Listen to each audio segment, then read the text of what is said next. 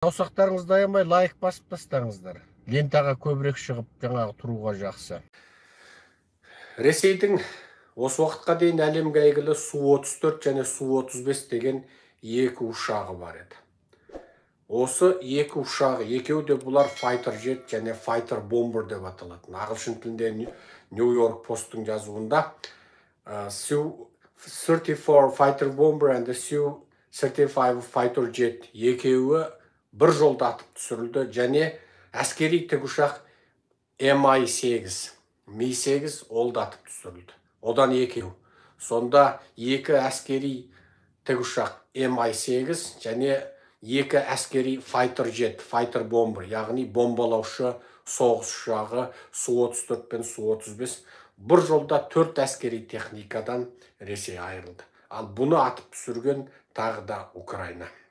Бұл туралы nypost.com сайтында жазды. For Russian aircraft shot down деп жазды. Бұл енді өте таңғажайып оқиға. Енді бұл нені білдіреді? Біріншісі, Украинаның әуе кеңістігі өткенде Ресейдің Кенжалын атып түсіргеннен кейінгі екінші оқиға. Кенжалды атып түсіру арқылы Ресейдің осы уақытқа дейін мақтап аспанға ұшырған Кенжалының түктемес екендігін, оның өзін 80 жылдары жасалған Американың Патриот әуе шабуылынан қорғану кешені атып түсіргенін дәлелдеп, Ресейді жер әлем алдында масқара қылғанын айтқан болатынбыз. Және онымен қатар бұл Американың әуе қорғаныс жүйесінің осыншама мықтылығы, Ресейдің жыбыстан жылдам дейтін бұл Кенжал зымыранын атып түсіруі Қытайға да уайым туғызды. Себебі дәл сондай әуе қорғаныс жүйесі Тайванда бар. Ал Қытайдың осығанға дейінгі зымырандарының барлығы сол Кенжалдың ар жақ бер жағында. Енді Қытай Тайванға деген анау-мынау әңгімесін айта алмай қалды. Шын мәнде Қытайдың үні өшіп кетті. Бұл шын мәнде өте бір жағымды жаңалық. Енді мынау Ресей территориясындағы Су-34, Су-35-ті атып түсіру, бұл Ресейдің тіпті осы Латын Америка, Индия, Түркия, Араб елдеріне сататын үлкен бизнес көзі болатын. 80 миллион, 100 миллион долларға сататын бұл заттарын.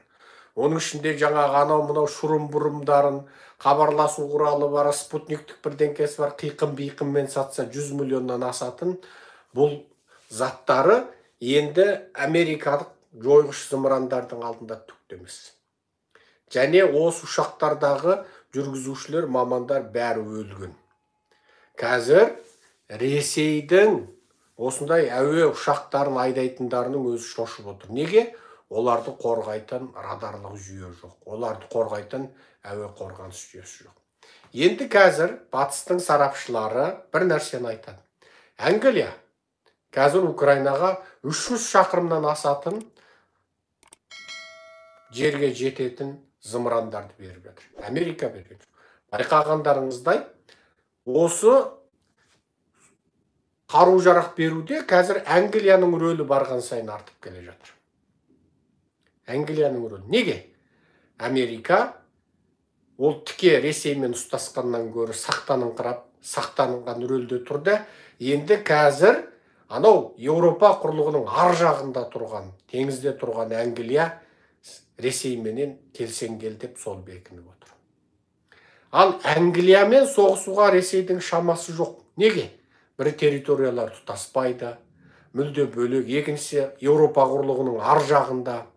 Үшіншісі қаржылық, техникалық мықты ел. Енді барлық бәле-қаланы Америкаға артып келген Ресейге енді Англияға тиісу, ол тіпті Еуропаға қауіп төндірумен бірдей. Сонымен сөздің шыны Путин не істерін білмей, кімге ренжірін білмей, кімді боқтарын білмей, Путиннің жаңағы шипасы бітіп отырған жағдай осы. Бұл шынында бір таңғажайып қызық құбылыс болды. Қазір сөздің шыны керек. Осы соғыста Украинаны қолдау жағынан Англия алдыға шығып кетті. Англия алдыға шығып кетті. Бұл да бір тактика болуы мүмкін батыстың. Америка осы алдыда мен шошаңдай бермейін, Аляскада да шекараласамыз, теңізде де жаңа суасты сүңгуір кемелеріміз соқтығысып қалмай тұрғанда, Англия осы алдыңғы жақта сен жүресің ау деп, Англияны алдыға салып қойып, артында Америка тұрған болуы да бек мүмкін. Енді дәл осындай кезде Зеленскийдің бүкіл осы Еуропа елдеріне шұғыл жіті сапары да көбейіп кетті. Енді қазір мамандар бір нәрсені болжап отыр. Ол Зеленский енді Донецкі, Луганскі, Бахмутты да қоя тұрып, Ресей соғыс ашпаған жерден Ресейдің ең жақын шекаралық қалаларын жаулап алуы мүмкін. Сөйтіп Путинді масқара қылуы мүмкін. Путин мысалы мақтанып отыр. Аны 14 жыл алдым, Қырым менікі, Донецкі менікі, Луганскі менікі, бәрін мақтанды, иә. Енді қазір Бахмуттан шегініп жатыр, қашып жатыр. Анау жаңа Пригожин ол бүкіл жер әлемге масқара болды, әлеуметтік желіде өздеріңіз көргендеріңіздей, тіпті бір Африканың қара зеңгілері Пригожиннің жаңа боғауыздарын үйреніп алып, енді акцентпен айтылған, бұзыңқырап айтылған орыстың боғауызменен жаңағы Шойгу, анау мынау деп бақырған жаңағы, қару жарақ қайда, анау мынау деп боқтаған орыстың боғауызы қазір бүкіл дүние жүзінің әлеуметтік желісінде елдің бәрі соны әзілге айналдыратын, күлкіге айналдыратын бір ойынға айналды. Енді міне Украинаның тарихи жеңісі, бірі кенжалдатып түсіру, екінші орыстың 4 ірі әскери техникасы тікұшағына дейін атып тастады.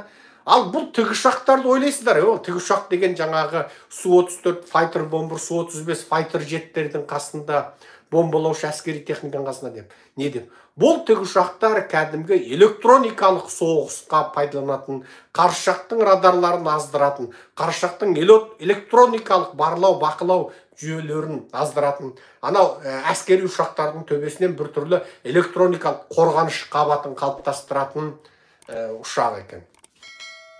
Оның өзін атып тастады. Және қай жерде? Украин территориясына жақын жерде, Украин шекарасына жақын жерде. Ал енді осыдан барып, Англия берген 300 шақырымдық қаруы бар, Америка берген кеңістікті қорғайтын қаруы бар. Енді Украинның ең жақын шекарасынан атса, Қырымға жететін болды. Украин енді ештеңеден қорқпайтын деңгейге барды. Енді Украина не істейді? Енді көп адам айтып жатыр, Донецкі, Луганскі, Қырымнан бөлек Ресейдің басқа бір ірі қаласын Украина басып алуы мүмкін деп жатыр. Ал ол деген сөз Путин орыстардың алдында тіпті де масқара болады. Бұғанға дейін орыстың әкесі, құтқарушысы, екінші Петр болып көрінетін, міне құлаған Совет одағын қайта қалпына келтіреміз деп, өздерінің жаңағы бір асқан шовинистік, расистік, орыстың шовинистік жаңағы ауруларменен әбден ауырған тобырларына өзін көсем көрсететін Путинді масқаралаудың басқа бір жолы осы деп отыр. Ал Зеленский оған бара ма, бармай ма? Бұл осы май, осы июнь алда соғыстың ең бір шешуші сәті болған.